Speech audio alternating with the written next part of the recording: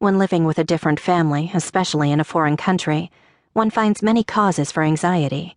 One cause for me was food. Back home in California, I was used to grazing all day long. A handful of crackers here, an orange there, some cookies here, a yogurt there. Would I feel comfortable going into Famille Chic's kitchen and foraging as if I were in my own home? A few hours after my first dinner with Famille Chic, I began to feel hungry. I had had a delicious dinner, but being slightly nervous around my new host family and feeling anxious about conducting an entire conversation based on 3 semesters of college French, I hadn't eaten as much as I would have liked. So I thought I'd tiptoe in my pajamas to the kitchen, which I had up until then yet to visit. Famille Chic's kitchen was not easily accessible. It was at the back of the apartment, down a long, dark hallway, and was not attached to any other room. I thought I'd sneak down the hall and have a peek. Perhaps there was a bowl of fruit for me to nibble on. Of course, the door to my room, being as ancient and fabulous as it was, let out a grandiloquent squeak as I began my stealth mission, and after a few moments, Madame Chic was down the hallway in her dressing gown, asking if I was okay. I assured her I was, and that I was simply going to get a glass of water. She said she'd get one for me. And apart from the strange look she gave my pajamas, which I will address in another chapter, everything seemed to be okay. Except it wasn't. I wanted my midnight snack. I went to bed that night slightly hungry, a sensation I was not accustomed to. The feeling wasn't that bad. In fact, it intrigued me. I had never allowed myself to get hungry.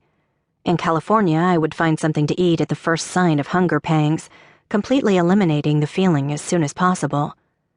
That night, I relished my hunger and had fantasies about what would be for breakfast the next day.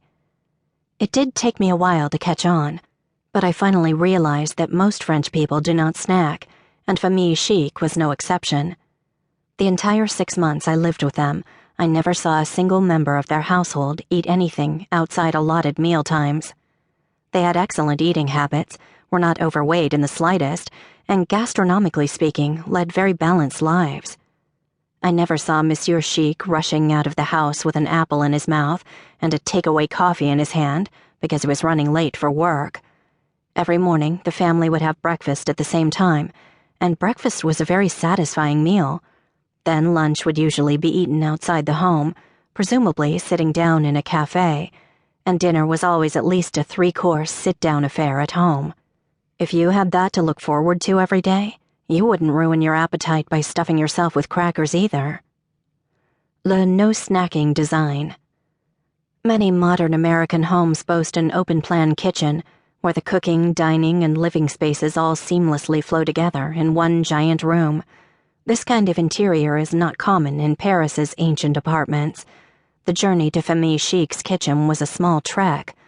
Not only was the kitchen not attached to any room, certainly not the dining room, but it was situated at the end of a long, dark corridor that usually had washing hanging in it. You might argue that having an open-plan kitchen is warmer and more welcoming. After all, the kitchen is the heart of the home, but it also presents temptations. It is terribly difficult to avoid the cookie jar if it is staring you in the face while you try to mind your own business in the living room. Famille Chic's kitchen was purely functional. While many modern kitchens boast granite countertops, stainless steel appliances, and espresso makers, Famille Chic's kitchen was tiny and quite dated. Its main function was to turn out meals, albeit spectacular meals. Breakfast was the only meal of the day consumed in the kitchen. Dinner was always served in the dining room. Famille Chic's living room was very formal. It was not the sort of place one would lounge in while snacking. There was no comfy sectional with throw pillows, no lazy boy chair, no giant flat-screen TV. Instead, there were 4 antique armchairs. They did have a tiny, dated television, which they rarely watched, but it was tucked away in the corner. Famille Chic's living room was set up for conversation, entertaining, or reading a book.